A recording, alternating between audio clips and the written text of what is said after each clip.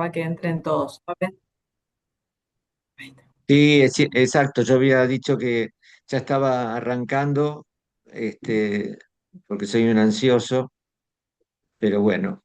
Así que estamos comenzando la clase de Clínica Psicológica Adolescencia de la Facultad de Psicología de la Universidad Nacional del Chaco Austral, con la presencia de la profesora adjunta Silvia Segovia, lo cual es un honor que esté aquí muchas soportándome gracias. después Sergio, no, para de dar nada, sus un placer. clases. Acá dice, me parece que hay alumnos en espera para que le acepten. Ah, gracias, gracias. Bueno, esperamos un cachito más.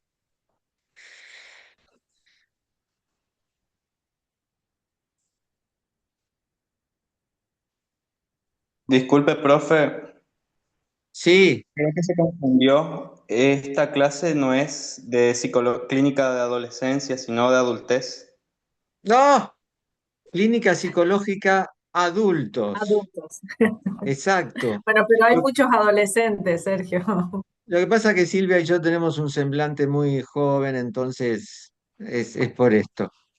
En fin, esto Sergio, hay. si vos querés, si vos me buscas ahí entre los participantes, a mí, en mi nombre, y abrís los tres puntitos que hay al costado, me podés colocar a mí como coanfitriona. Entonces Ah, yo le voy dando perfecto. ingreso a los que entran y salen, digamos, por ahí se les va el internet, así vos das tu clase tranquilo. Make co-host es esto. Ah, vos te aparece en inglés, no, a mí me aparece. Estamos internacionales. Listo. Entonces vos podés ir admitiendo. Exacto, Sergio, ya los estoy admitiendo, así que vos tranquilo da tu clase. Muy bien. Eh, bueno, entonces estábamos diciendo que comenzábamos la clase de clínica psicológica adultos. Eh, corrijo el error anterior, muy bien señalado. Eh, y estábamos diciendo que desde el punto de vista psicoanalítico, un sujeto puede ser una persona, un cuerpo hablante, o puede ser toda una nación. ¿Y cuál sería el real que en esta época, eh, frente al cual un sujeto se ubica, ya sea de manera sufriente o más o menos haciendo uso de, de sus recursos para nutrirse de esa demanda pulsional? Aquí opinamos que el real privilegiado con el cual nos tenemos que enfrentar es la inteligencia artificial. Y cuando digo inteligencia artificial, estoy incluyendo el celular que tenemos en el bolsillo o en la cartera de la dama, como dicen los vendedores en los colectivos, decían en alguna época, eh, la compu y todos los artefactos que de una u otra manera hoy pautan nuestra, nuestra vida. Entonces, vamos a empezar a intentar circunscribir los efectos, las resonancias, qué significa tomarse en serio esta inteligencia artificial como el otro con que el sujeto se enfrenta. Insisto, sea el sujeto una persona, un pueblo, una nación, el planeta entero. Ese otro, desde nuestra perspectiva, es la inteligencia artificial. Y no necesitamos hacer grandes elucubraciones, basta en nuestra práctica que los sonidos del celular mientras un sujeto está hablando, las interrupciones ni hablar, en fin, de todos los los síntomas que aparecen a través de un celular. Quizás mi error al hablar de adolescencia no haya sido, bueno, no, por supuesto que no es casualidad. Somos freudianos, así que este error no es casualidad. Pero ustedes saben muy bien que hace pocos días, en una provincia muy cercana, un chico de 15 años ingresó al aula, a su escuela, y comenzó a los tiros, mató a un compañero. Ahora se está descubriendo que detrás de esto hay una comunidad del crimen que se llama la verdadera comunidad del crimen, y que esto se maneja a través de las redes sociales. Fíjense hasta qué punto, desde lo que nos pasa a los practicantes del psicoanálisis, cuando estamos escuchando a un sujeto y el celular está sonando, o nos cuenta sus penurias con el celular, o nos cuenta sus penurias con Instagram. Hay sujetos que vienen a hablar de sus penurias con Instagram. Hace poquitos años esto hubiera sido ridículo.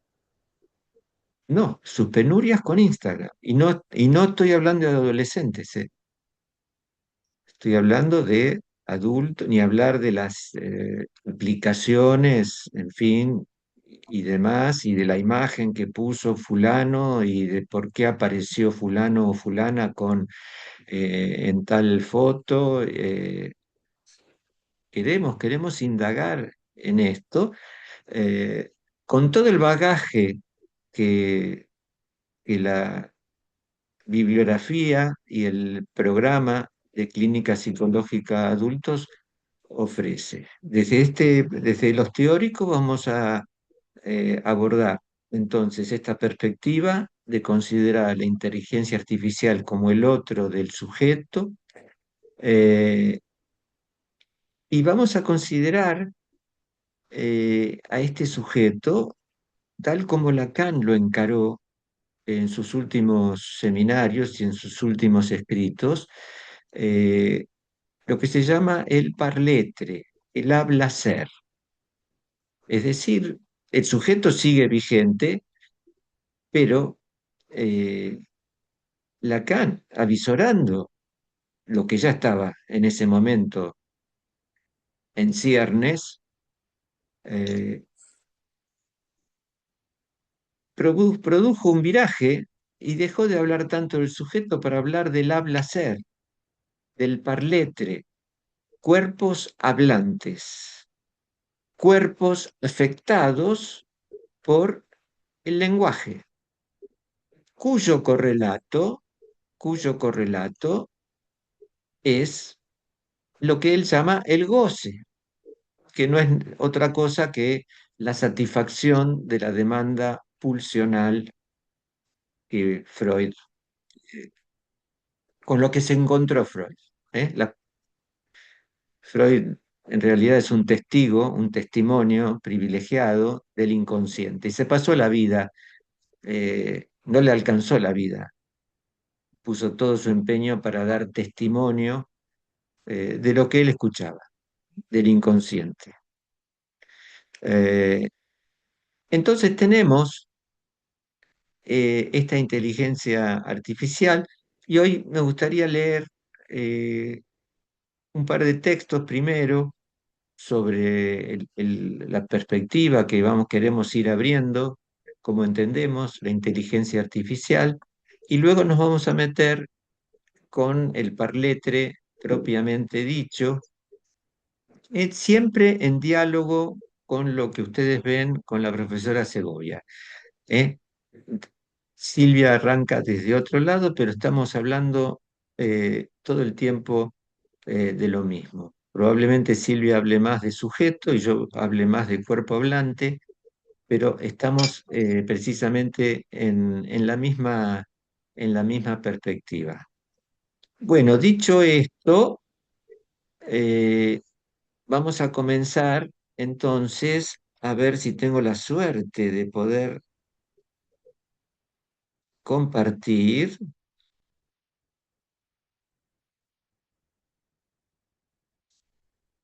Uy, ya me salió. Qué bárbaro, Silvia. Silvia, cuando quiera vos interrumpime, ¿eh? No hay problema. Perfecto te salió, Sergio. Bueno, lo mismo para el resto de los alumnos, levantan la mano y demás si quieren preguntas, angustias o lo que fuere, vamos dialogando. Bueno, entonces, la actual subjetividad se encuentra asignada por la presencia de la inteligencia artificial a lo largo y ancho de los diversos escenarios que transita una persona, cualquiera sea su edad o condición. Estado de gestación incluido.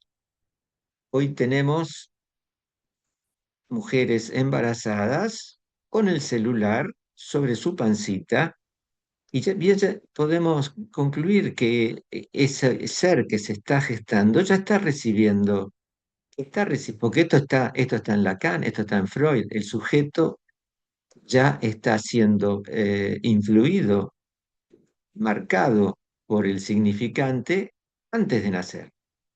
¿Eh? Antes de gestarse, porque ese sujeto que está siendo hablado en una pareja, o no es o no en una pareja, porque no es necesario estar en pareja para que alguien eh, decida embarazarse o quede embarazada, eh, entonces ya está siendo afectado por el significante. Desde el trabajo, el amor, las relaciones familiares, el tiempo libre, hasta la educación, la salud, el sueño o el embarazo, el espectro digital inclina su sombra para instalar su marca en la experiencia de los cuerpos hablantes. Desde este punto de vista, proponemos considerar a la inteligencia artificial como el otro con quien se enfrenta el sujeto, sea este un individuo o la completa civilización humana. Si es cierto, tal como propone Jacques Lacan, que lo colectivo no es nada sino el sujeto de lo individual. Esto está en los escritos 1, en la página 203, en la nota 7.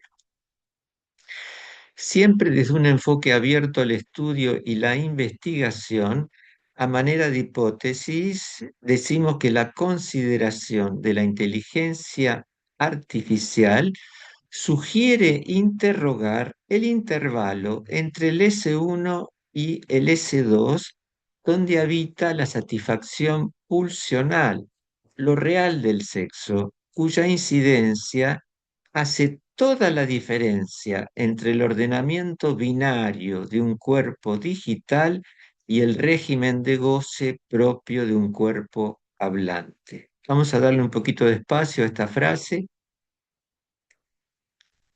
Queremos poner el acento en el intervalo entre el S1 y el S2 desde el punto de vista psicoanalítico. Entre el S1 y el S2 está el objeto A y hay un S1 en lo real. Ahí está el objeto A y el S1 en lo real. Está lo real del sexo. Está la demanda pulsional. Esto quiere decir eh, que si bien hay un punto de capitón en lo que estamos hablando, siempre queda un resto por el cual seguimos hablando. Hace poco, en una sesión con una pareja, eh, el señor, un poco ansioso, dice, bueno, pero ¿cuándo se resuelven los problemas? Y la respuesta fue, los problemas no se resuelven. Una pareja es un montón de conflictos que van caminando, pueden caminar bien o pueden caminar mal. Si caminan bien, esos conflictos dan lugar al deseo y, como propone Lacan, lo mejor que le puede pasar a un sujeto es reírse de sus propios síntomas, de sus propias tonterías. Cuando una pareja, porque estoy hablando de una pareja, cuando una pareja se ríe de pronto de la discusión sonsa, como suele suceder en la que ha caído, estamos en una muy buena situación. Pero el punto de Capitón, esto que hemos aprendido en escuelas y corrientes 3 y en psicopatología y demás, siempre es provisorio. Un fin de análisis es provisorio también. No se me ocurre a mí esto, ¿eh? Un fin de análisis es provisorio. ¿Por qué? ¿Por qué? Porque somos sujetos de la contingencia. Somos sujetos de la contingencia. La vida es absolutamente loca y no sabemos lo que puede haber. Esto nos podemos plantar de la mejor manera frente a esta apertura de la existencia o con miedo. El neurótico se planta con miedo y entonces empieza a sospechar y entonces empieza a inventar cosas y me van a hacer daño porque somos esencialmente paranoicos y entonces siempre andamos buscando algo, alguien que nos va a hacer daño. Cuando merced a un análisis o no necesariamente un análisis, porque acá no somos religiosos. Alguien da un crecimiento y se hace más adulto y se apropia de su goce, se entrega consciente a la contingencia, que es lo más difícil en la vida. Aceptar que somos sujetos de la contingencia. ¿Hay contingencia en la inteligencia artificial? No, no. Y básicamente no hay contingencia en la inteligencia artificial porque la inteligencia artificial no es un cuerpo vivo. El cuerpo vivo que sostiene nuestra subjetividad no se agota con un punto de Capitón, no se agota con el saber. Por favor, anoten esto, en el ser hablante, la pasión por el saber está al servicio de la pasión por la ignorancia. Tenemos mucho respeto por la ciencia, tenemos mucho respeto por el saber del psicoanálisis, pero ¿cuál es el mejor amigo de un psicoanalista en su práctica? El no sé, el no sé. Para decirlo claro, los analistas ponemos cara de boludos, algunos no nos cuesta, y entonces, ¿y por qué? Ajá, y entonces, me animaría a decir que las intervenciones más arrasadoras son las que apuntan a destituir lo que está estereotipado.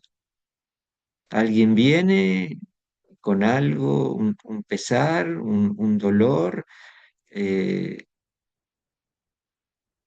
y el analista pregunta, ajá, ¿y qué es eso? Y queremos en el análisis que se despliegue ese saber que es el fantasma.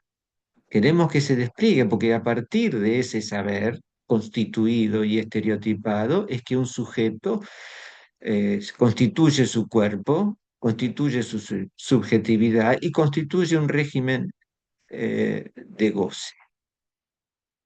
Hoy ese régimen de goce está totalmente eh, de manera íntima entramado con la inteligencia artificial, con un celular.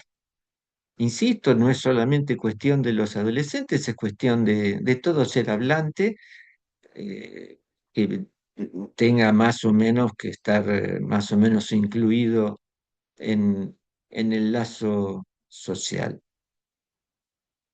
La inteligencia artificial, como no es un sujeto de la contingencia, la inteligencia artificial, como no está sujeto a la demanda pulsional, la inteligencia artificial que obedece a un régimen binario, entre el S1 y el S2 no hay nada, no hay nada, no hay metáfora en la inteligencia artificial desde el punto de lo que es estrictamente desde el punto de vista psicoanalítico. Por supuesto, la inteligencia artificial puede hacer hermosos poemas, ¿eh? No desconocemos esto. No es que no hay manejo de las reglas gramaticales, por supuesto. Y además la usamos permanentemente. No sé ustedes, pero yo todo el tiempo le estoy preguntando cosas a la inteligencia artificial. Eh, pero cuidado, porque esa metáfora no está tramitando un goce, ¿sí? Entonces, entre el S1 y el S2 está el cuerpo vivo de un ser hablante, está el régimen de goce de un ser hablante, ¿eh? Por eso son tan importantes eh, los lapsus, los fallidos. eh, no, porque mi hermana,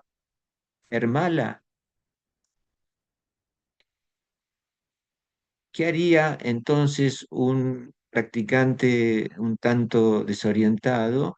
Ah, tu hermana es mala, punto de capitón. No, hay que preguntar, hermala, y que hable el sujeto. Quizás la hermana es maleable, que no es mala, pero incluso hay cierto uso del psicoanálisis superyoico que termina siendo al servicio de la pasión por la ignorancia. Para nosotros, por eso el no sé es el mejor amigo del psicoanalista. Y le preguntamos al sujeto. El sujeto, y sobre todo hoy, llegan a la sesión y quieren vienen a buscar un saber. Tíreme un tip sobre tal cosa. Deme una devolución. Quiero un feedback. A ver qué me dice usted. Pero ¿y usted qué opina? Mire, hoy yo quiero que usted me diga esto, esto y lo otro. Bueno, hoy enfrentamos esto, porque en el amplio abanico de las terapias que se están ofreciendo, son terapias precisamente que no tienen en cuenta la demanda pulsional, que no consideran que hay un cuerpo hablante, al cual es imposible cerrarlo con un sentido, eh, pero nosotros, siendo analistas, nos tenemos que manejar de alguna manera para convivir con estas demandas. Entonces, por ejemplo, no, yo quiero que me dé una devolución. ¿Sabes qué? Yo sé perfectamente lo que te pasa y lo que tenés que hacer, pero te lo voy a decir la sesión que viene. Ahora, contame vos qué te parece tal o cual cosa. Es decir, cada uno tiene su estilo, pero como bien propone Freud y refrenda Lacan, no tenemos que satisfacer la demanda. Satisfacer la demanda no es alojar al sujeto. Ojo, uno tiene una oreja terapéutica, muy bien, pero también tiene una oreja analítica. En la oreja terapéutica escuchamos y un sujeto puede creer que se siente comprendido. Nadie comprende a nadie, ¿eh?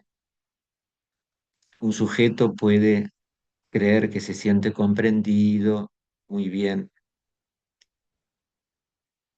Alojar al sujeto, no a la persona, alojar al sujeto cuando un sujeto logra hacerse una pregunta. Ahí comienza la transferencia simbólica.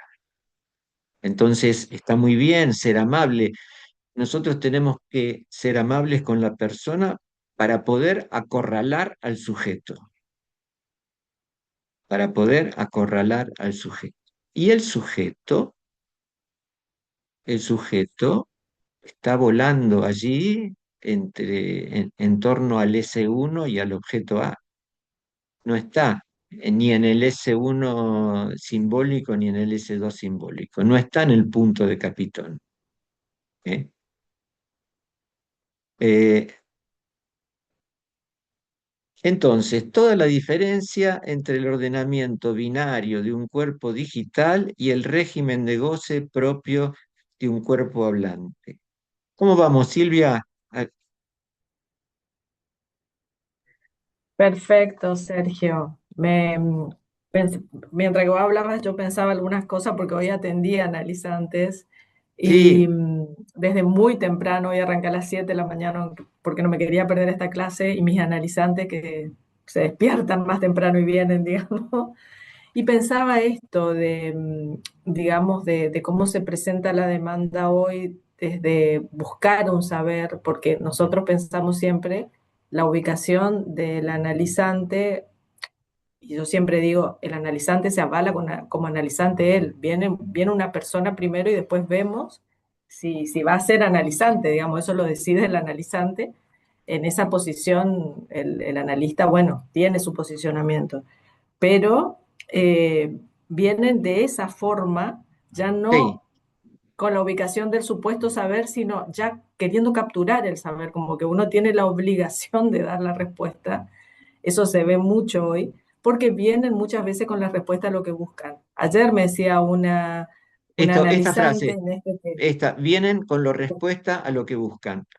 Ya, ya saben lo que buscan. exacto, sí. Bueno, exacto. Bueno, y vos decís, el fin de un análisis es provisorio.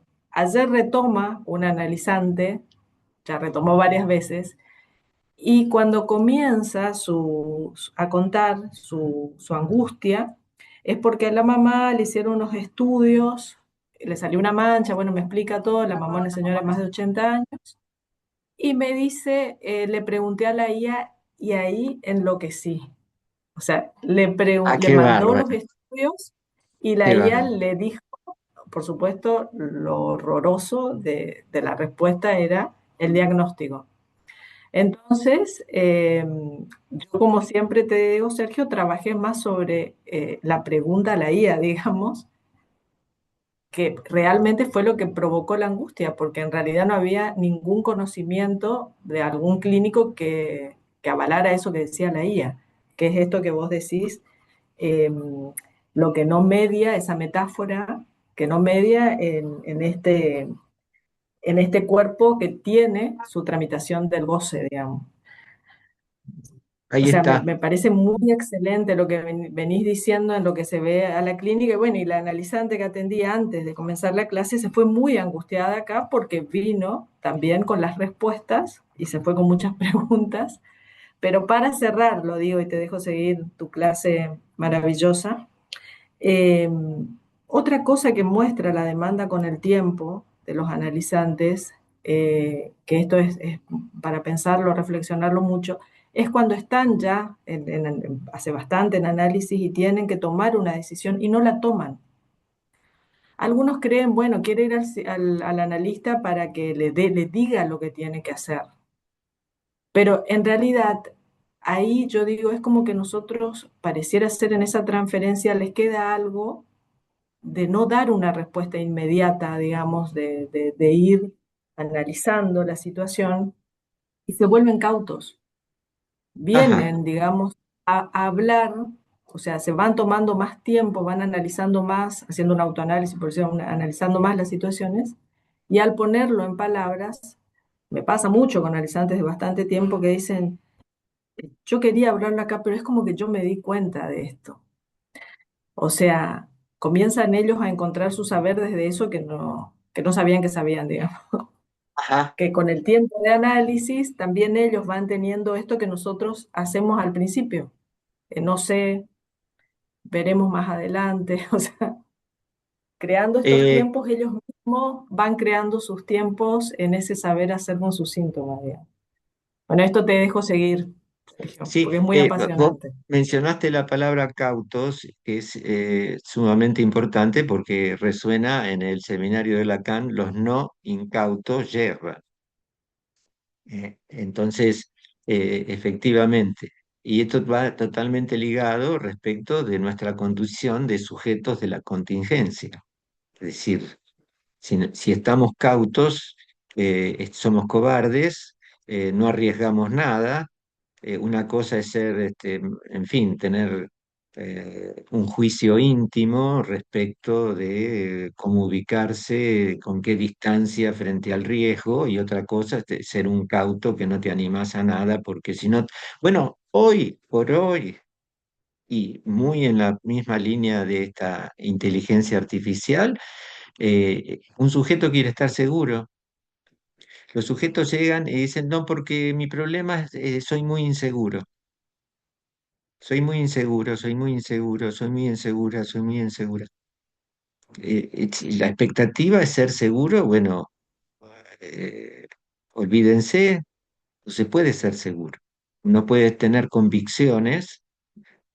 A la convicción se llega cuando se suelta la tontería del querer estar seguro y la tontería del, ¿eh? Somos enfermos del todo, queremos todo.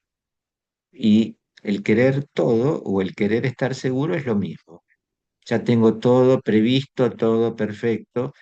Bueno, eh, y ya sabemos cómo terminan esas ilusiones, que lo seguro no existe. Eh, sí, algo, en fin, más o menos razonable, ok, pero bueno, no. El deseo se da la mano con el riesgo. Entonces, para poder tener cierto bienestar, hay que dar rienda suelta al deseo y eh,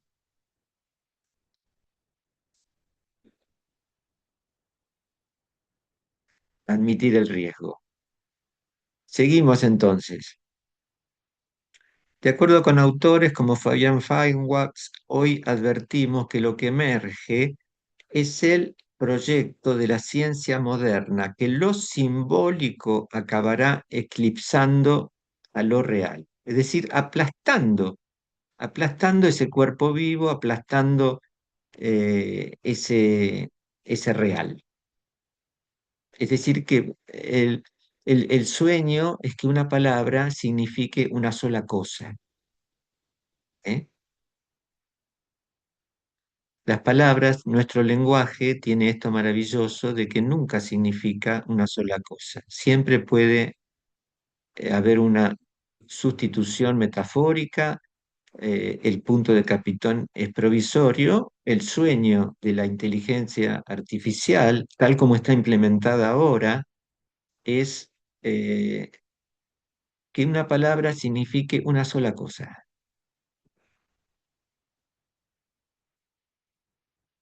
Razón por la cual enfatizamos que en la vulnerabilidad del sujeto, la castración en términos psicoanalíticos se refugia lo más propiamente humano. Esto nos cuesta muchísimo.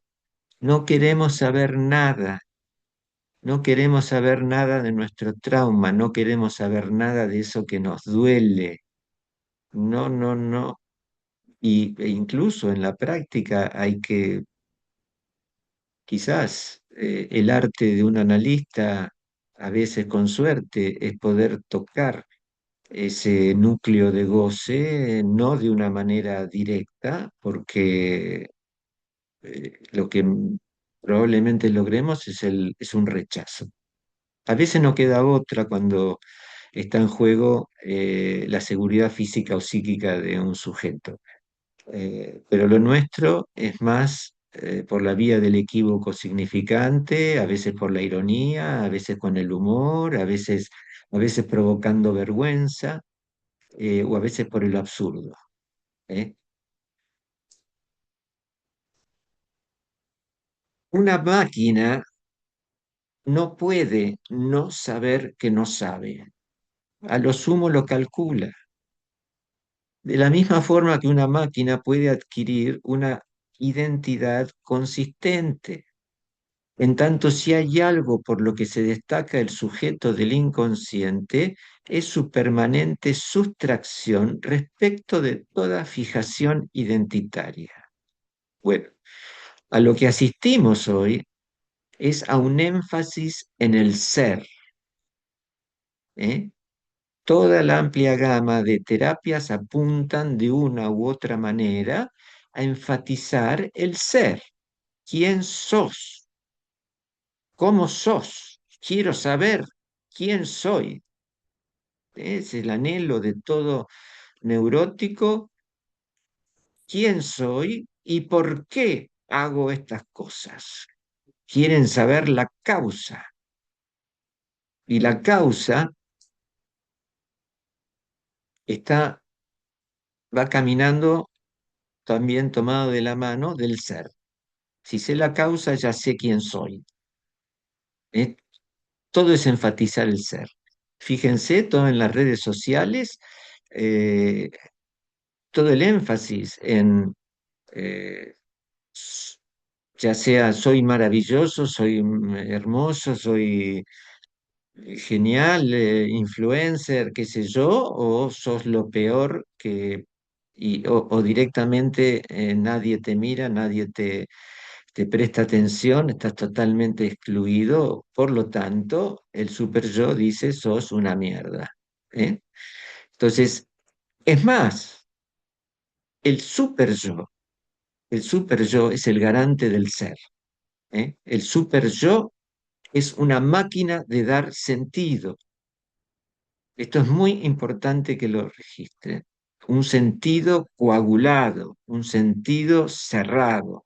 Sos un pelotudo, ¿eh? Sos una inútil, ¿sí? Bien. Bueno, y cuando ustedes vieron el grafo del deseo, no por casualidad, el super yo está en el mismo lugar del significante del otro barrado. Es decir, allí donde el otro se cae, aparece el super yo, porque preferimos creer a lo que nos dice el super yo antes que afrontar esa apertura donde no sabemos ni qué somos, ni para qué estamos, ni cómo vamos a terminar. Eh, es decir, antes de aceptar que somos sujetos de la contingencia. Y eso tiene un correlato en el cuerpo. Esto es la diferencia básica, porque esto está ahí, lo podría llegar a decir algún que otro filósofo. Pero lo nuestro es que esa condición de sujetos de la contingencia tiene un correlato en el cuerpo que es el goce. Por eso ponemos el énfasis en que somos cuerpos hablantes. Somos cuerpos hablantes con un régimen de goce que se puede vaciar, pero las marcas están, quedan. Esas marcas las transformamos en herramientas. Esas marcas del síntoma las transformamos en herramientas. El síntoma, ese saber hacer allí con el síntoma, está de entrada. Lo que pasa es que hay síntomas que producen muchísimo sufrimiento. Al final de un análisis, un síntoma se sirve del síntoma. El sujeto ya no está más inclinado, sometido a un síntoma, sino que se sirve del síntoma.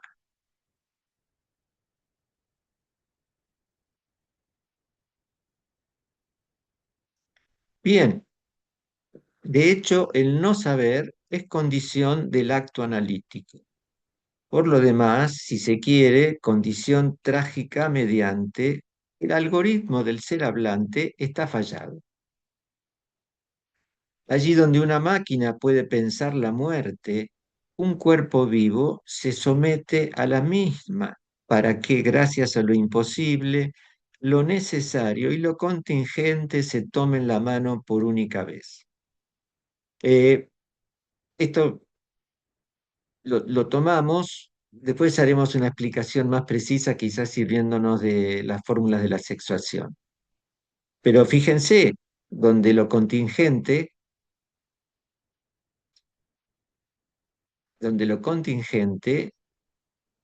toma esa marca necesaria,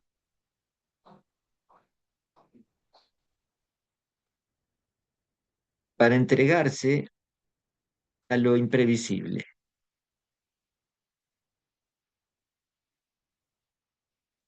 Una máquina puede pensar la muerte, una máquina puede pensar el sexo.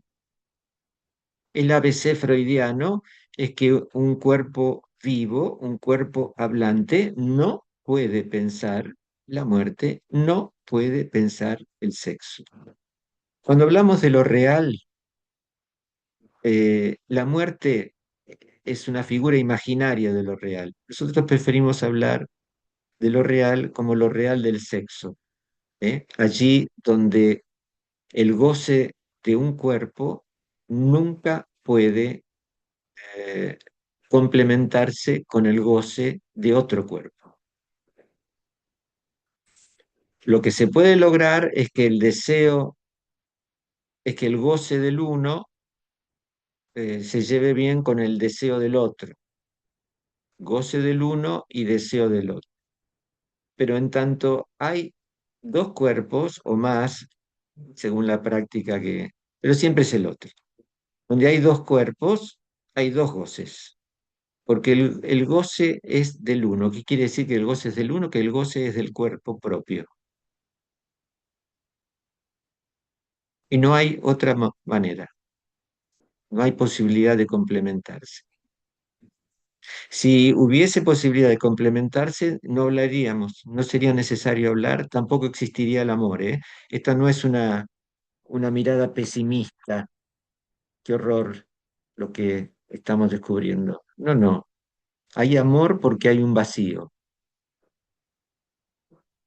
Y el amor no narcisista, que a veces se puede arribar, un amor no narcisista es compartir ese vacío.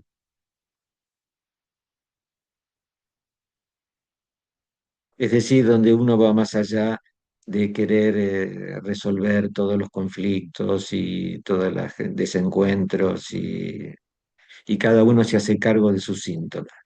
Punto clave para cualquier terapia o psicoanálisis o tratamiento en parejas.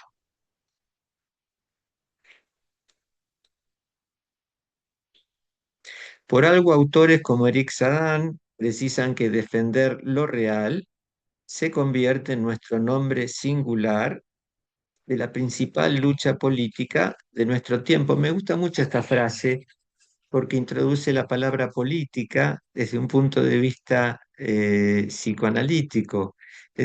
Aquí no estamos hablando de una cuestión partidaria, ni mucho menos. Estamos hablando de lo que es la mirada psicoanalítica frente a los conflictos que enfrenta los seres hablantes en esta época. Defender lo real se convierte en nuestro nombre singular de la principal lucha política de nuestro tiempo. Bueno, Lacan habla de la política del psicoanálisis, ¿eh? Habla de la estrategia y habla de la política. Y la política va siempre ¿hacia dónde? Hacia el SDA barrado, hacia ese vacío donde emerge la posibilidad de lo nuevo y no meramente la compulsión a la repetición. Cuando digo eh, que el sueño insensato de la inteligencia artificial es que una palabra signifique solamente una cosa o que sea toda una metonimia sin metáfora alguna, eh, estoy diciendo que terminaríamos siendo una comunidad de psicóticos. Y si uno ve el aislamiento en los cuales los seres hablantes hoy transitan su vida, celular mediante, bueno, pantallas mediante, eh, quizás no estemos tan lejos. En la esquizofrenia, todo lo simbólico es real. En la esquizofrenia, todo lo simbólico es real.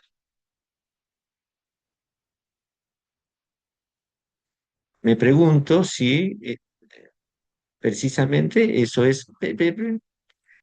No, no me quiero enganchar con que hay canallas, hay malos y todo eso. No, a nosotros no nos interesa esto. Nos interesa por dónde transita la satisfacción de los seres hablantes hoy. El goce de los seres hablantes hoy está pautado por la inteligencia artificial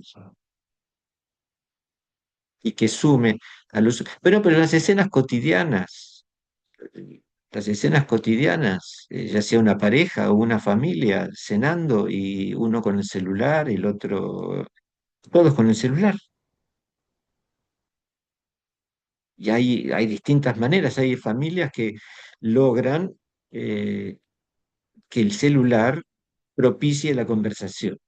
Che, dice fulanito que no sé tal cosa. Ah, a ver, mandalo al grupo de familia y todos miran la foto y todos están hablando. Hay maneras, porque no se trata de guardar el celular y no verlo más, no.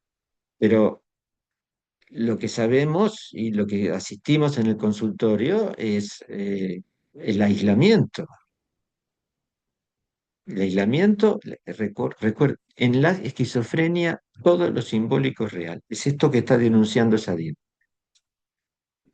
De hecho, una relevante tarea a realizar consiste en el cuestionamiento al empleo de la inteligencia artificial como terapia psicológica. Esto es una atrocidad. Maniobra que se apoya en la comprensión empática y cuyo solo resultado es el reforzamiento del super yo, por el cual el padecimiento subjetivo se torna insoportable. Por favor, anotan. Empatía, una flechita, odio de sí. La empatía incentiva en el consultorio, en la terapia. Afuera es otra cosa.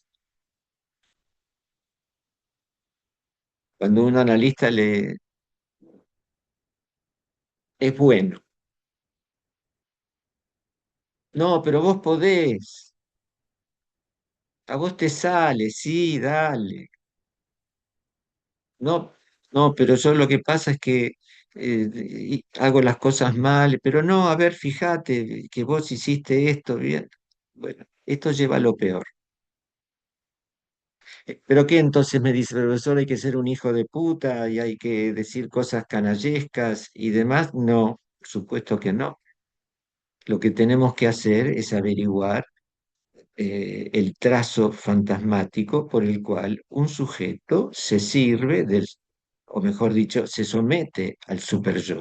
¿Qué es lo que está ocultando? ¿Qué es lo que está ocultando con esa queja según la cual es el peor y demás?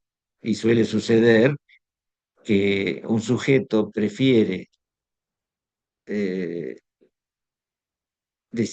atormentarse con el super yo, porque y es una manera de ser excepcional. Soy el peor. Es increíble pensarlo así. Prefiero ser el peor antes de ser uno más.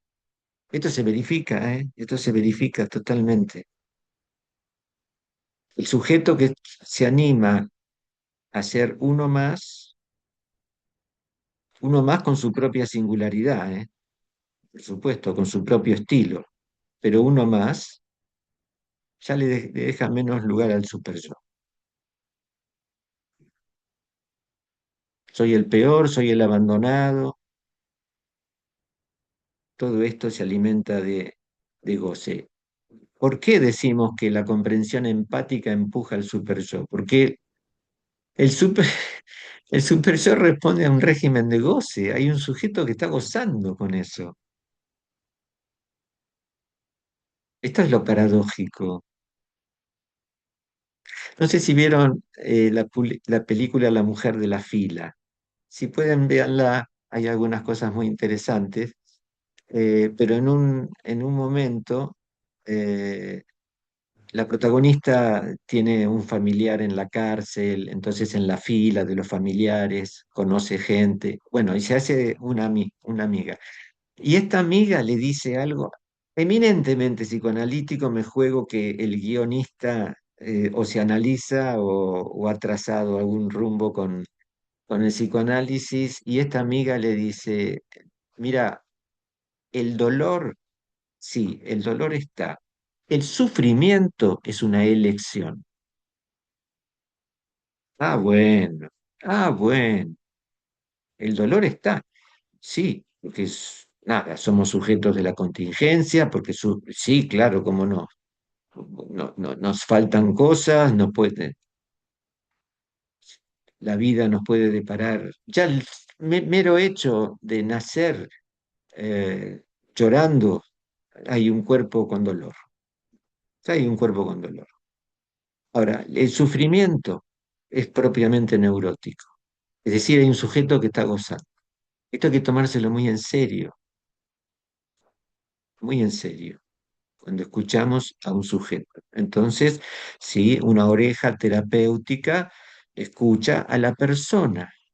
La otra oreja analítica está tomando significantes, escucha significantes porque quiere acorralar al sujeto, porque quiere acorralar al sujeto. Acorralar al sujeto, que es tomar esos significantes e interrogarlos.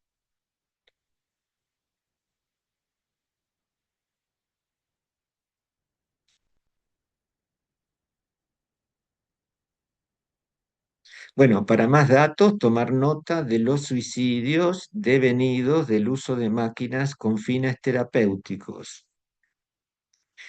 Desde ya, la consideración de la inteligencia artificial en la práctica ubica al cuerpo hablante como eje privilegiado de la experiencia analítica, razón por la cual proponemos el empleo del habla-ser, el parletre, que Lacan plantea en sus últimos escritos y seminarios, y cuyo desarrollo confirma las más tempranas experiencias de la práctica freudiana.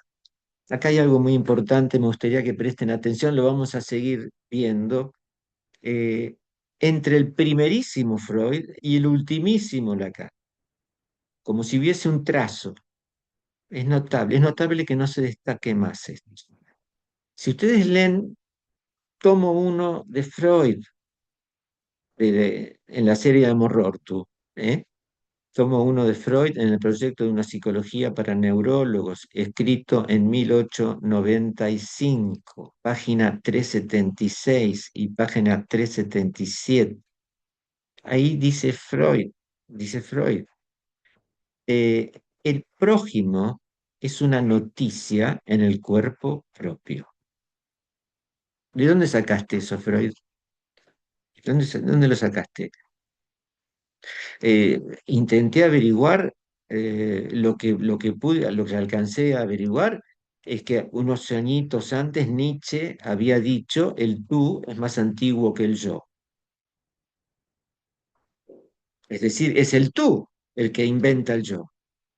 ¿Se entiende? Es el otro habla primero. En fin, hay que ser Nietzsche para darse cuenta de eso. Y no nos extraña que un hombre, quizás esto le llegó a Freud, sí, Freud estaba en toda esa comunidad científica, quizás, pero la manera en que lo dice, el prójimo es una noticia en el cuerpo propio, que se divide en dos componentes. Uno es la marca, él no lo dice así, pero es una marca simbólica que da lugar al aparato anímico. Un componente da lugar al aparato anímico, una marca, y ya eso lo podemos llamar un S1, y el otro es una cosa inaccesible al trabajo judicativo, es decir, al trabajo psíquico.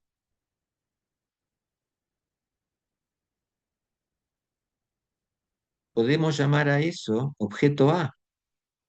De hecho, esa cosa es das Ding.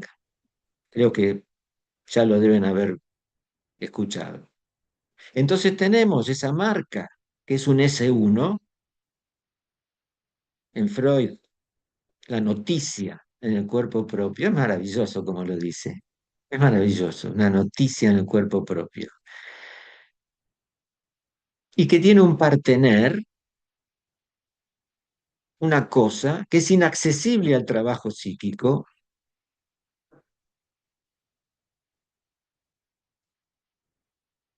y que da por tierra con todas las expectativas de la inteligencia artificial, porque eso es incurable, a la que llama Das Ding. Y Lacan va a decir que el objeto A es lo que cosquillea dentro del Das Ding. Es decir, que tenemos en el primerísimo Freud el S1, la noticia en el cuerpo propio, y el objeto A que cosquillea dentro de Das Ding ya en 1895.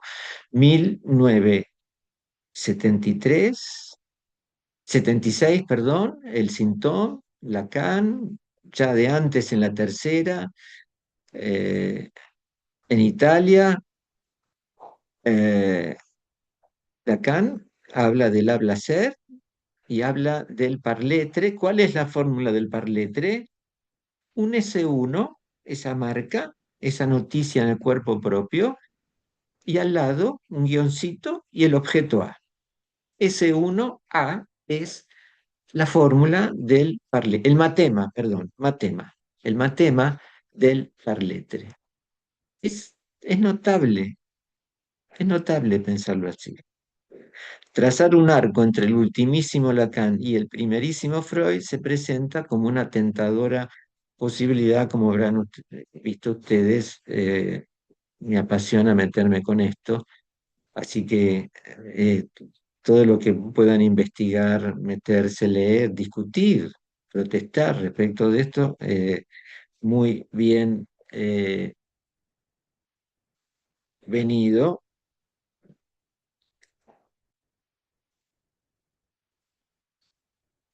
Bien, eh, comentarios, angustias, Yo tengo una ¿cómo? pregunta, Profe, profesor Sergio. Sí, Ahí Mateo, Sergio, estaba por espera, hablar una Mateo. compañera. espera un cachito que creo que Silvia quiere decir algo. Un segundo, Mateo, por favor. Sergio, yo te pido, sí, le disculpo a los chicos, que abras los mensajes. Los estudiantes te iban preguntando algunas cositas, yo no te Ah, quería interrumpir, pero ellos tampoco te querían interrumpir, iban escribiendo.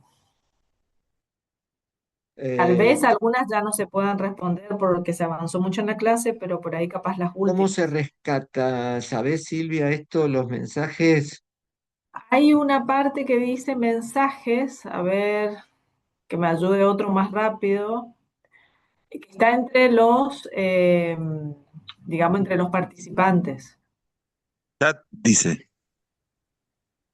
Javier, a ver, Abajo dice chat, ahí donde dice chat, Sergio, abajo dice participante, al lado chat, ahí abrís. ah, ahí,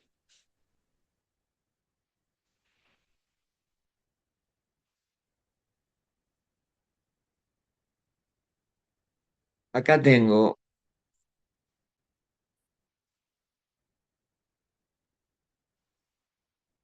Ay, buen día, Valentino, Oriana. Somos como el deseo. Eso está bien orientado, Javier. Eh, una linda frase esta. Hay algo poético en esto, ¿eh? Somos como el deseo porque estás jugando con.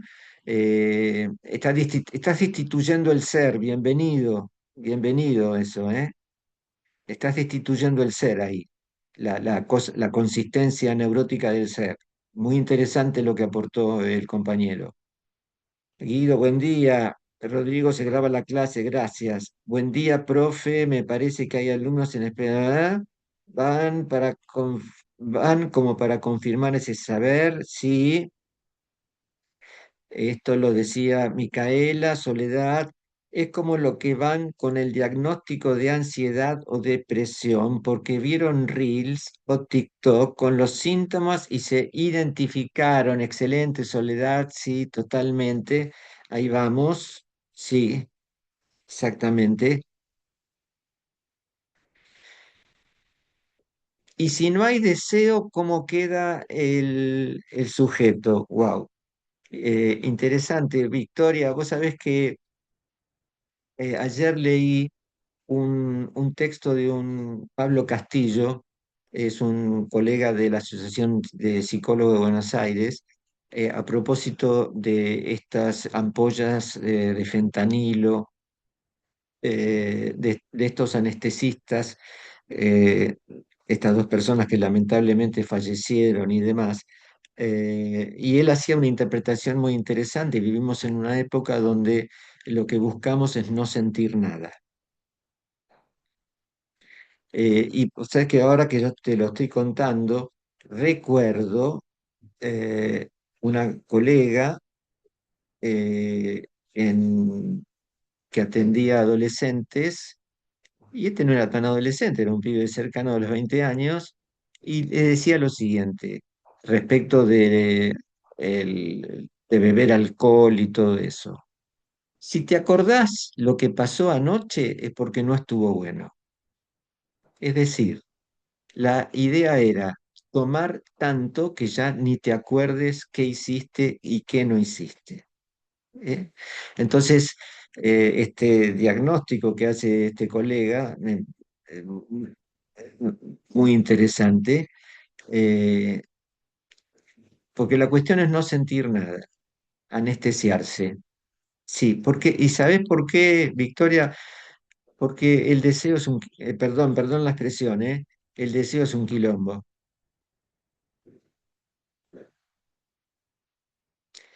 El deseo, wow. Por eso vamos para atrás, somos cobardes, somos esencialmente cobardes los neuróticos. ¿Eh? El deseo, wow. Gracias por la pregunta, porque esto es importante. ¿Qué es lo que padece el ser hablante? Lo que está en primer plano. Lo que padece el ser hablante es una insatisfacción, es la insatisfacción. Es decir, la cucaracha, el perrito, mi gata, el elefante no padecen insatisfacción.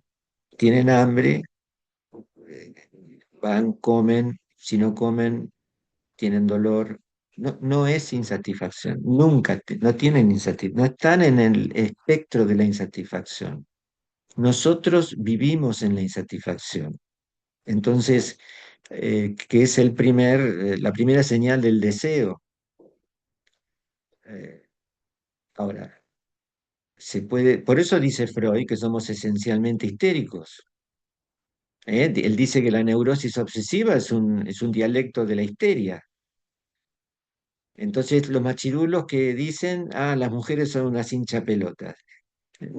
Los hombres son más hinchapelotas. ¿Por qué? Porque ahí donde una mujer se hace cargo de la insatisfacción, los tipos dicen, no, está todo bien, está todo bien. Llegan a la sesión, y empiezan a hablar y la casa se les está cayendo, derrumbando, la familia, todo un desastre, pero ellos dicen que está todo bien, ¿no? Esencialmente negadores. Eh, es decir, si no hay deseo, ¿cómo queda el sujeto anestesiado? Est- eh, se- de hecho, la idea, lo que se está buscando es esto. ¿Eh? Cuando decimos que, lo que se está buscando es desaparecer el real, que lo simbólico se transforme real como en la esquizofrenia, es que no haya deseo, porque el deseo es lo que permite, es lo vital, ¿eh? Y la vida es un quilombo.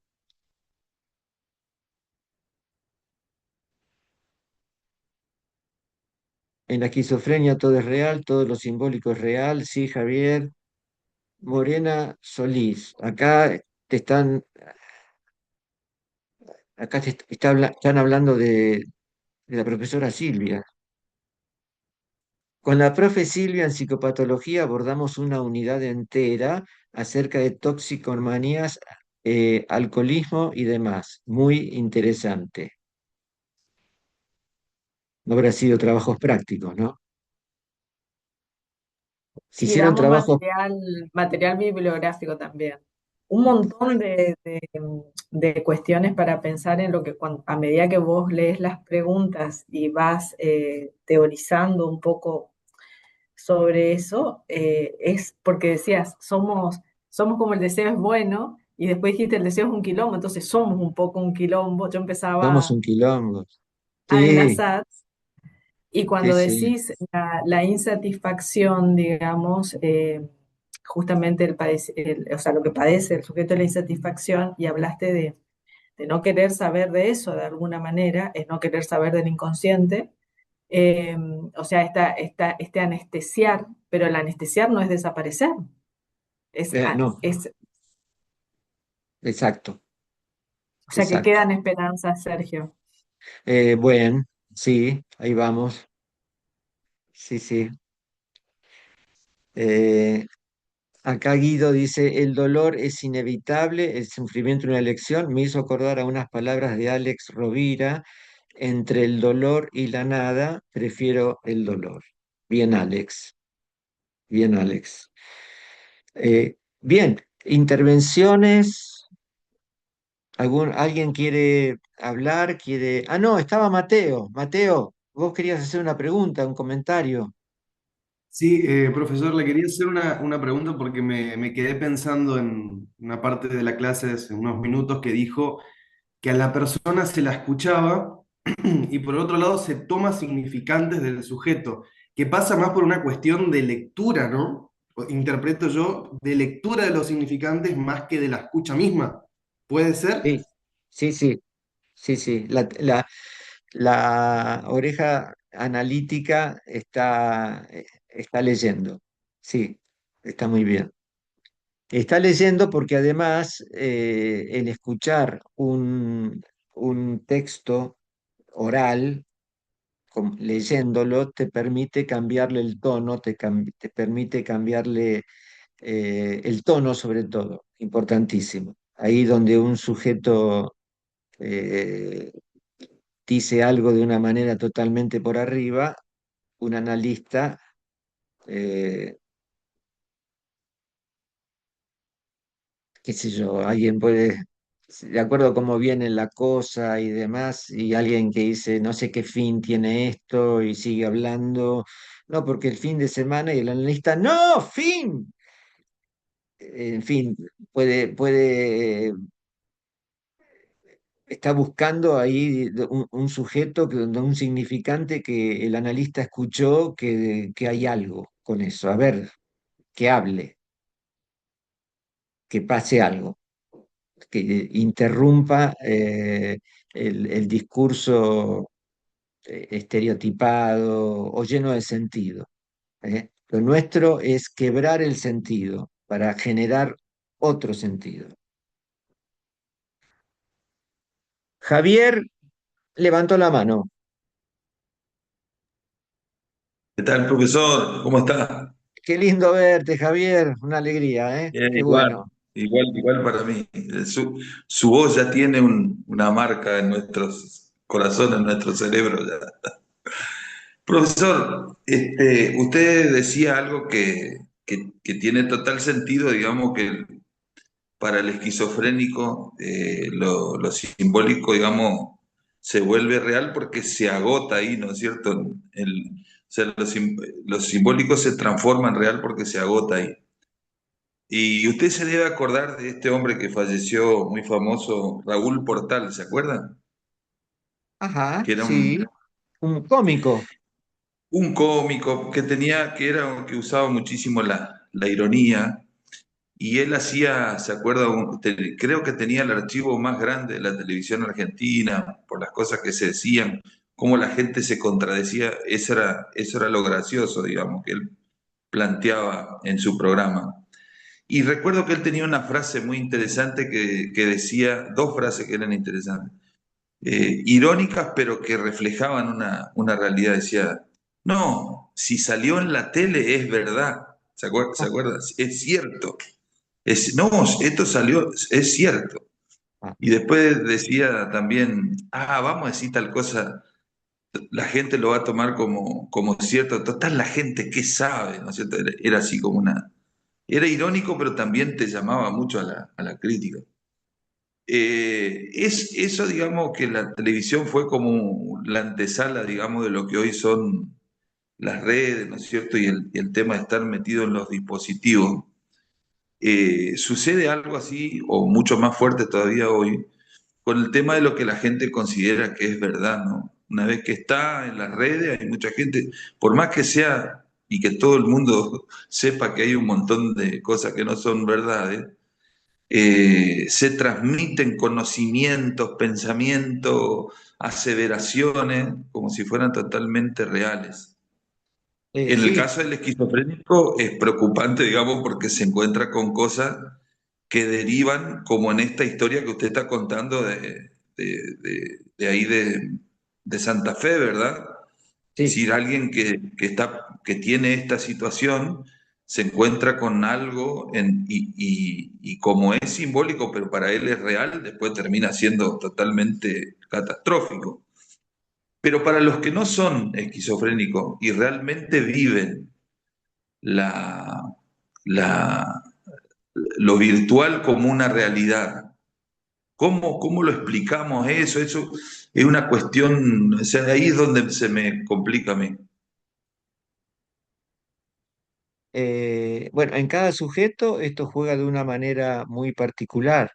Fíjate que vos mencionaste la palabra verdad a propósito de Raúl Portal, y en el texto de Raúl Portal, con esa ironía, esa verdad hay que ponerla con mayúscula. La verdad con mayúscula, la verdad última, definitiva, va juntito con el ser. ¿Eh?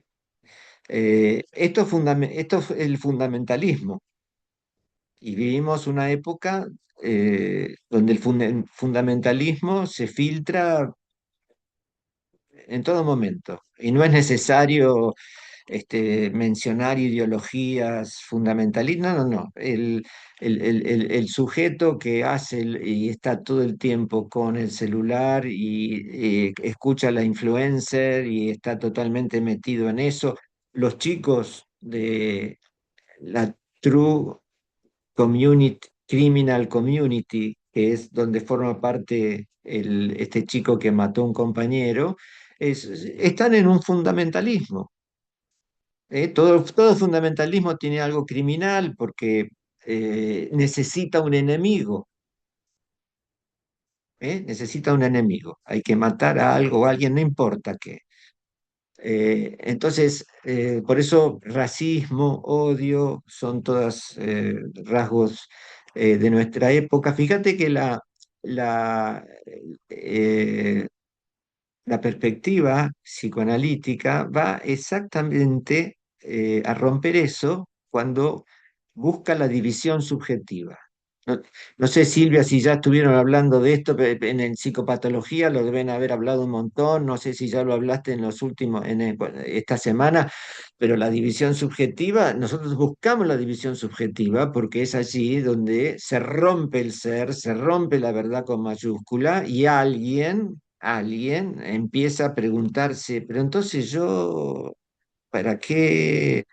Y este tipo que me dijo, que es toda una instancia crucial. Desde el punto de vista psicoanalítico, la cuestión es la división subjetiva, que es lo que la inteligencia artificial quiere saturar, pero no porque las máquinas sean malas, porque el uso que se está dando a esto va en ese sentido, ¿no? Bueno, gracias por la pregunta, Javier. Victoria está preguntando. Sí, ya- profe, le pregunto, cuando usted dice que el objeto aquí es el Dasein, ¿qué significa el Dasein? Das Ding es un término freudiano para nombrar la cosa eso que no puede ser tramitado por el aparato anímico. Eso es el Ujú. Daslin. Eh, el lenguaje tiene capacidad referencial, pero el lenguaje no llega al referente. El lenguaje nunca llega al Ok. referente. Siempre algo puede tener otro significado. ¿Se Como el entiende? equívoco significante sería, profe. Es lo que propicia el equívoco significante, exactamente. Ok. El super yo te va a hacer creer que llega al referente. Soy un inútil, ¿eh? Todo un sentido coagulado ahí, donde vos, objeto, el lenguaje te capturó. Pero es muy mentiroso, muy Ujú. tramposo. No. Capacidad referencial, sí. ¿Está? Bueno, claro. ¿Alguien más? Creo que había alguien más, ¿no? Por ahí. Profe, hola, buen Sí, día, profe. Algo me resonó de lo que usted dijo, un poco de, para que lo tengo anotado acá, ya lo leo, que lo noté porque me llamó mucho la atención, que decía que había que aceptar ese sufrimiento de cuando uno pensaba que era inútil y el super yo le decía que le respondía, le decía que sos un inútil, que no servís para nada. Cuando aceptás eso, o sea, no la individualidad, pero con nuestra propia parte, digamos, que usted creo que había mencionado algo así, me resonó mucho. Hay un filósofo, Albert Camus, sí. que decía mucho que él hablaba del tema del suicidio y decía que una parte para no suicidarte es aceptar el absurdo de la vida, que él creía que el suicida se suicidaba porque en un principio intentaba encontrar el sentido de la vida y que decía que una parte que él filosofaba sobre eso es que la persona que acepta la vida como un absurdo y no trata de buscarle el sentido es la persona que vive, porque aquella persona que trata de buscar el significado en la vida es aquella que se suicida. Eso me resonó mucho con lo que usted dijo de aceptar eso que te dice el super yo, de que te responde, que dice que sos un inútil y que eso, y tomarlo, pero no como una verdad nuestra, sino como simple hecho de tomarlo nada más y no renegar de eso. Sí, no sé si dije aceptar lo que dice el super yo. Si lo dije así, No, no, no ahora no es estoy aceptar. encontrando dónde lo escribí, pero lo dijo de una manera que me resonó con eso. Creo que mis palabras no son las adecuadas. A ver. Bueno, eh, respecto de lo que dice Camus, bueno, sí, nosotros para vivir el ser hablante necesita darse sentidos.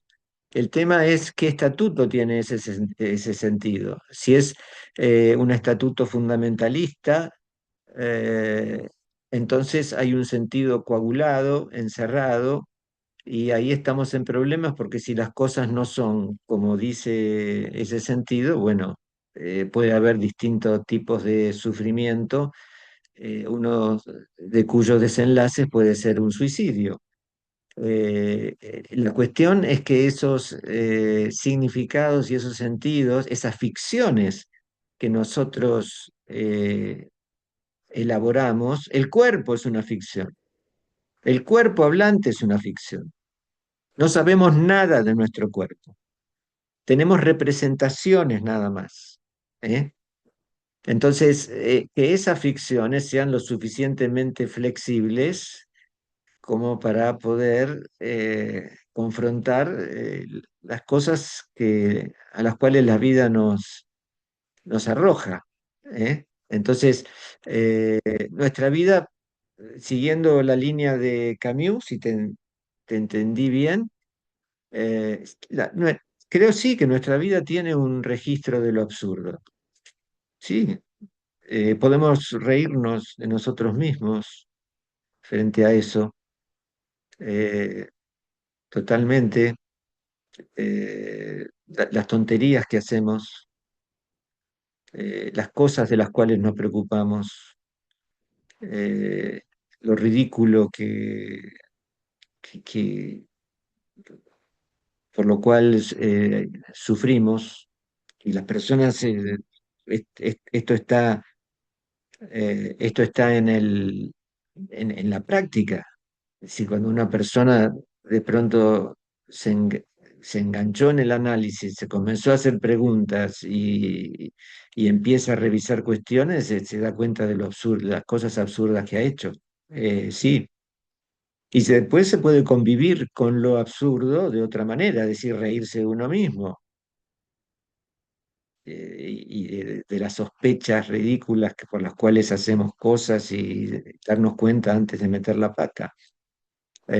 Sí, está. Gracias, Diego, por la pregunta. Acá ¿Qué otra encontré, profe, lo importante que el superyo es una máquina de dar sentido. Por eso surgió, digamos, Ah, de sufrir el sufrimiento es opción, pero el dolor lo tenés. Entonces yo iba por ese lado un poco de que si te dicen, el superyo te dice a vos mismo algo que te causa dolor, ahí el tomarlo como un absurdo es esquivar ese sufrimiento.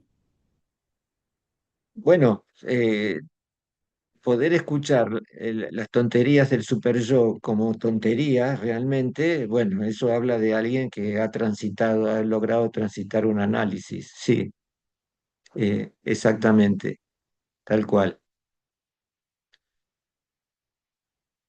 Eh, hay un poeta, William Blake, si quieren buscarlo, es uno de los poetas ingleses más brillantes.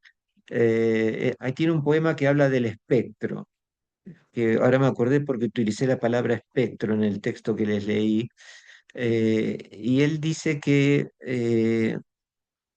las personas estamos sometidas a un espectro, eh, hasta que algunas personas se deciden, eh, agarran al espectro y lo tiran, eh, y el espectro empieza a caminar detrás de la persona. A mí me interesó esto de William Blake, de este poeta, porque no es que se elimina el espectro sigue, antes era el que conducía a la persona y ahora es al revés, es la persona la que guía y el espectro lo sigue, pero el espectro está siempre. ¿Eh? Tonterías, vamos, la cabeza es un frasco que dice tonterías todo el tiempo. El tema es, sí, ¿hasta dónde les crees? Esta es una pregunta que suelo hacer en el análisis. Alguien viene y dice, no, porque fulano, porque esto. ¿Y vos le crees? Porque eso permite que un sujeto eh, encuentre la decisión. Como le dice la amiga en La mujer de la fila, sufrir es una decisión. Vos decidís creerle. Vos decidís creerle que yo qué sé, que sos una inútil. Vos decidís creerle que no podés. O vos decidís creerle. Esto es devolverle, esta palabra que creo que no la dije en la clase de hoy, responsabilidad subjetiva. Nosotros buscamos que un sujeto se haga responsable de su goce. Este es el punto clave. ¿Eh? Acá hay una pregunta. Profesor, ¿usted consideraría que el tono que utilicemos en las palabras podría estar un tanto condicionado respecto a quién hablamos? Y bueno, claro, sí, esta es eh,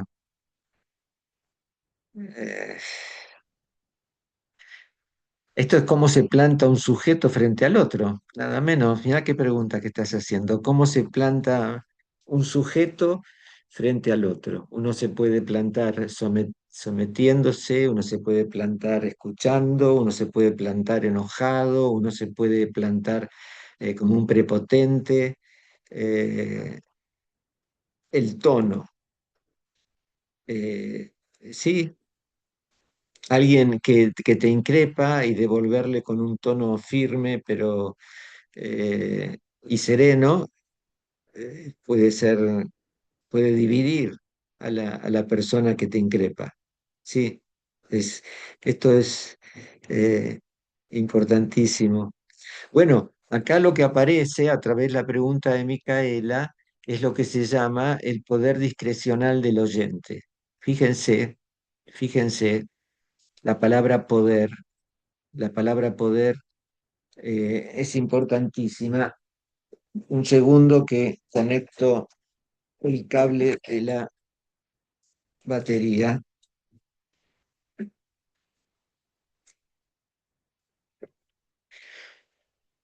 Hay varios momentos en que la habla del poder, habla del poder discrecional del oyente, y otros en dirección de la cura en las últimas páginas, donde dice que el único poder es el poder.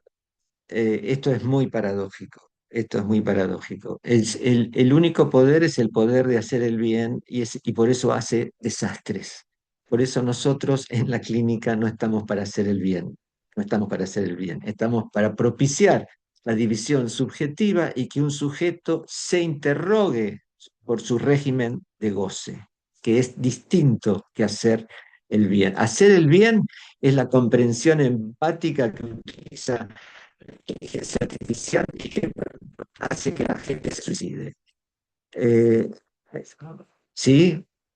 El único poder es hacer el bien. El poder discrecional del oyente, el poder discrecional del oyente es el que otorga significado a lo que dice un sujeto. El oyente como otro es nuestra arma en el dispositivo analítico. El analista no está en el lugar del sujeto, está en el lugar del otro. El paciente es el que está en el lugar del sujeto. Entonces, nosotros nos reservamos ese poder. Y ahí un analista prueba si está funcionando como analista si no se deja tentar por hacer el bien,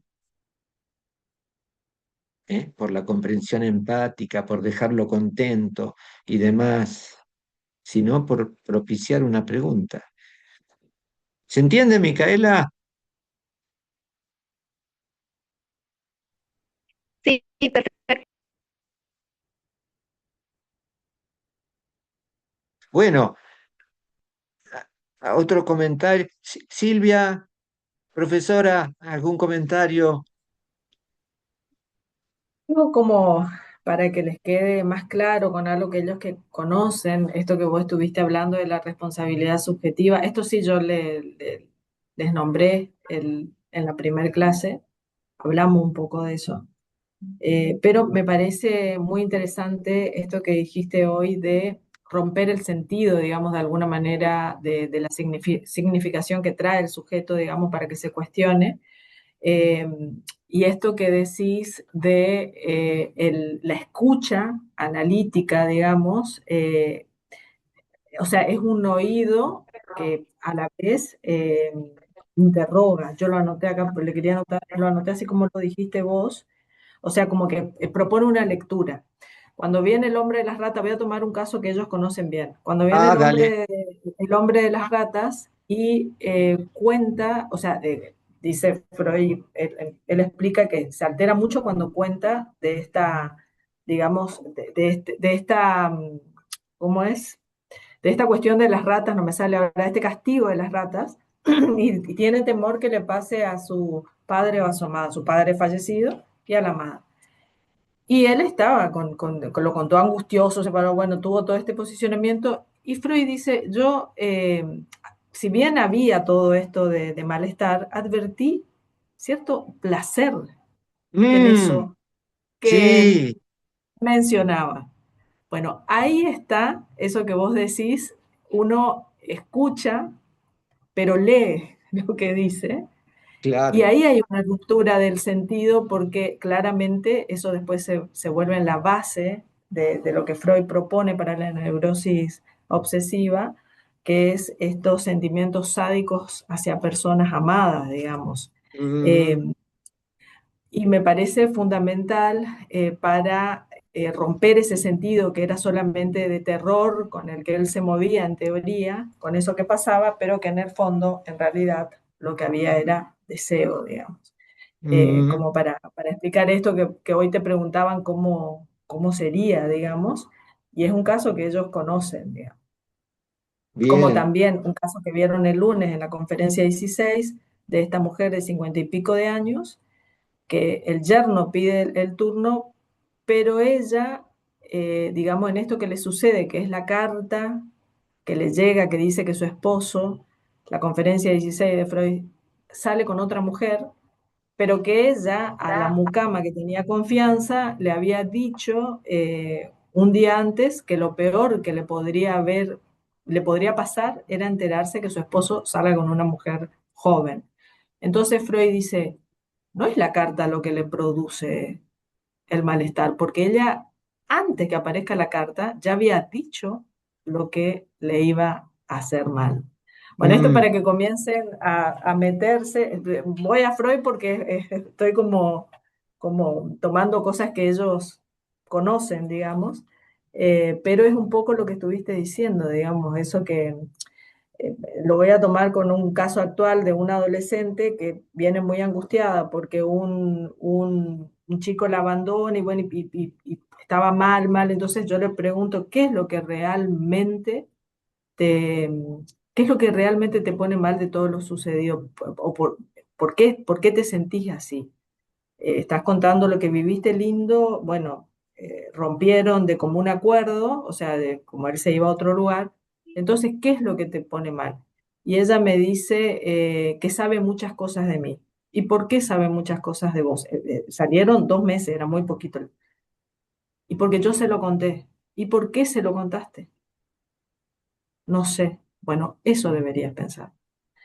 En realidad le preocupa algo que ella misma llevó adelante. mm. Bueno, esto como para solamente enriquecer lo que estuviste diciendo, Sergio, que es maravilloso, digamos. No quiero robarte más tiempo ni a ellos, digamos. Muchísimas gracias, Silvia. Qué bueno tenerte acá, ¿eh? Qué bueno Vamos, un tenerte acá. placer para mí escuchar, participar, digamos. Bueno, eh, bueno, quizás ya por hoy iría cerrando. Si hay algún otro comentario, alguna otra pregunta, eh, el texto que después lo tenemos que subir a la página. Después charlamos en algún momento en el día, Silvia, para subir los textos y estas cosas. Eh, pero bueno, hemos comenzado, estamos muy contentos. Creo que va a ser un año de mucho trabajo, muy apasionante. Así que, bueno, los esperamos para la semana Silvia dentro de 15 días y yo los espero el viernes que viene. Así que tengan una muy buena semana.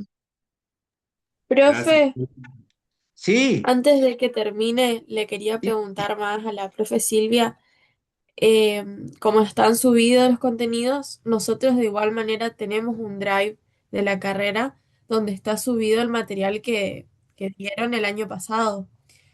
Y quería saber si el texto de Bercheri, creo que se llama, eh, entraba el punto uno y el punto 2 y la conferencia 16. Eso vendría a ser lo que vimos en la clase pasada.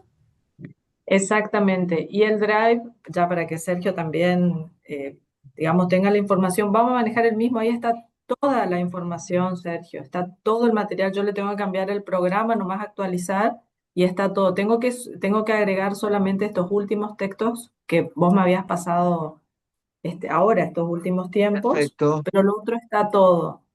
O sea que yo voy a volver a compartir después de que limpio el Moodle, vuelvo a compartir el link de Drive que vos tenés acceso, o sea, tenemos Sí, todos, digamos, y ahí está, va a estar todo el material bibliográfico con el programa nuevo y bueno, y cuando no se pueda, como lo hicimos el año pasado, subir las clases grabadas por Moodle, también lo compartimos por Drive, que es más por ahí salva, digamos, que se puede compartir por allí. Muy bien. Bueno, Buena semana para buena todos. Lindo semana. fin de Chau, semana. chau. Muchas gracias, Hasta luego. profesores. Chao, chao. Gracias. Chao, hasta luego. Igualmente, muchas gracias. Hasta Chao, luego, profe. profe. Gracias.